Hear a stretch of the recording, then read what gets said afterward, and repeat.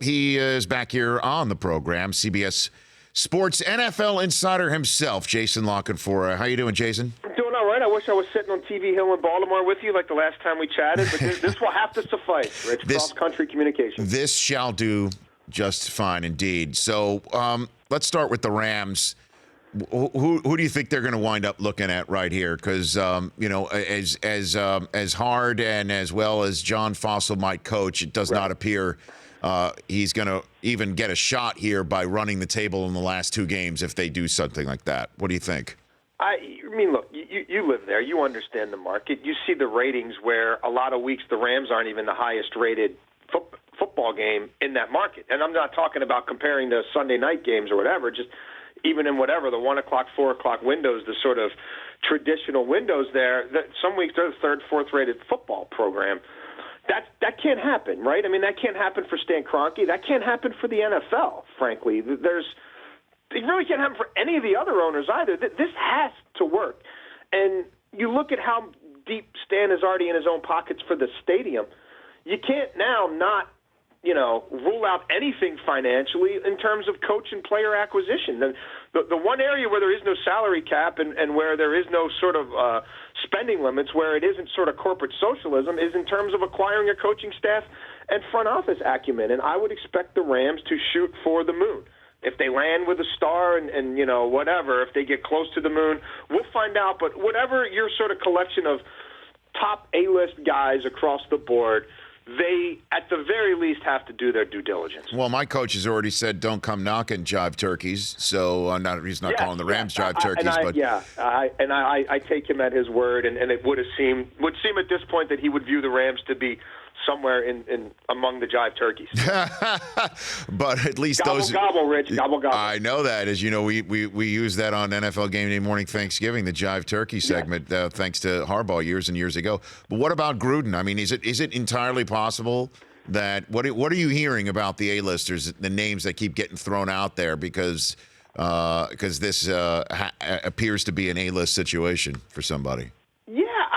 I would not rule anything out. It's a soup. It's Lord of the Jive Turkeys. It's certainly not Pete Carroll, but anybody else you put on that list, I would think Kevin Demoff would be getting on speed dial. Jason La Canfora here on the Rich Eisen Show. 17 days now until Black Monday. So what do you have? Who else do you think might be looking for a new head coach come the January 2nd? Buffalo.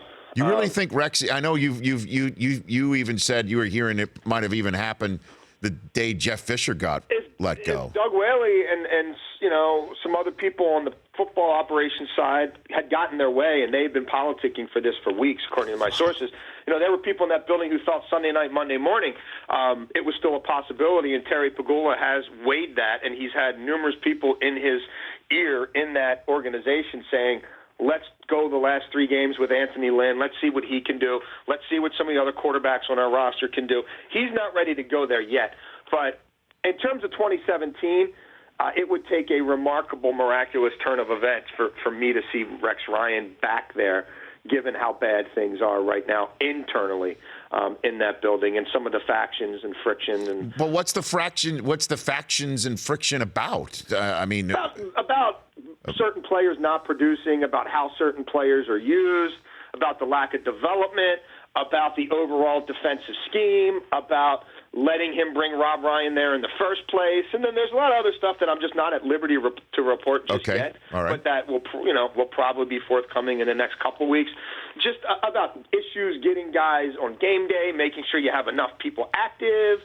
It has not been smooth and seamless there, Rich. So give me some other names here, including the annual usual surprise, Jason. Usual surprise. To me, it would not be a surprise based on what I've heard, but I think to a lot of people it would be if Bruce Arians stepped down. I continue to hear that he's going to be talking to his family after the season. There's a lot of people, his wife included, who have some concerns about the grind, about the difficulties of this job, and about some of the health scares he'd had recently. So, we'll see what transpires in that regard. And then, I didn't really answer your last question the way I didn't. We kind of ended up focusing on Buffalo, but I would say San Diego. I would be shocked if a change isn't made there, and that's another one where maybe even in season could go down depending on what happens with them playing a home game against Oakland. That looks like it's going to be a road game. When you're pumping in sound for a home game and preparing to go silent, go to a silent count. Wow. Because you can't hear yourself think because you're bracing for 35,000 fans, the other team to be there, and You're about to move from that location. That's a bit of a doomsday scenario. Chip Kelly's fate will be in the hands of whichever GM steps in there and replaces Trent Baalke. Does Indianapolis totally fall apart down the stretch? We'll see. And, there's some others, I guess, maybe to be determined. But, that's probably the short list right now. Jason Lockenford joining me here on the Rich Eisen Show. Where do we go with the Steelers Deflategate 2 here, Jason? Do we go anywhere? Well, Patriot fans think we should go somewhere with this thing, and even if nothing does happen from here on out, the fact that the league says that protocols were followed and they had to correct the record of the commissioner saying that the Giants did not make their claim during the game, but rather after the game. The fact that if even this is just accepted by the NFL, that means they should have accepted the fact that the balls were deflated or at least underneath the proper PSI a couple of AFC Championship games ago because of science, in the same way that they're perhaps accepting it from Pittsburgh a couple weeks ago. So where does this go from here? Well, look, I thought this whole thing was a complete Travis Schumachery from the beginning. Yes. And, in terms of my opining when I'm writing columns and in terms of my reporting when I'm talking to people involved, the entire time it made no sense to me. It never added up, and I thought it was the most overblown, basically a league-created scandal. Something that could have been handled before the game as simply as, a memo 2 days before, like, hey, we're hearing a lot of stuff about the way the balls are being handled. So just be on alert. We may show up before the game and check them all ourselves. They could have nipped it in the bud so many different ways. But to the later sort of this second series of whatever we want to call this thing, they have changed the protocols now. So what I don't understand is, and even I talk to people from teams, game operations staff who have nothing to do with the Giants or the Steelers. Like, what the Steelers would have had to literally, like, as a ball's being about to be brought into a game, doctor it quickly on the sideline. You know what I mean? Like, because of the way that this is handled now, I don't get the implication. Yeah. They're measured before the game. I even went back and reread the renewed sort of league game day ops protocols again. They're secured before the game. They're tested independently. The ball handlers then have them in a secured area until game time. They then bring them out to the sidelines. They're supposed to monitor them there, and then they get inserted into the game. And then once something happens and they're out of the game, then so be it. But it's not like they're reinserting balls once they're out of the game. So, is the implication that the third-party people were on the take and were trying to help the Steelers? And how was that coordinated? And then again, in the end, I think we all believe it probably doesn't even matter anyway. Mm-hmm. You know what I mean? Like, am I supposed to believe now, like, Ben Roethlisberger needs a less inflated ball or whatever? I just, No, exactly. The whole thing just makes no sense. It is impossible to square this circle, and I was just wondering if there's going to be something even added to a protocol or a rule or another team raising their hands and saying, well, shouldn't we do something for the Patriots now? But it just seems that nobody has any more appetite to have any more conversation on this subject because of where it went. And Jason Lockenford joining me here. One last one for you, Jason. When it all comes down to it, what happens with Romo for the next 2 weeks? And then once this whole season is over, do you think, based on the tea leaves here in Dallas? If you don't think Jerry is watching all this with a critical eye, then you probably don't really know Jerry. They haven't thrown for over 200 yards in 3 straight weeks. The last 2 weeks, Dak has had the ball in his hands on third down 29 times. That means a situation where he's either dropped back to pass or kept the ball in his hands to run. They've converted 2 of those. One was a 14-yard scramble for his life against Minnesota on 3rd and 13. The other was the pass to Dez at the end of the last game, which he then fumbled and the game ended. His QB rating on third down is like 19 in that span.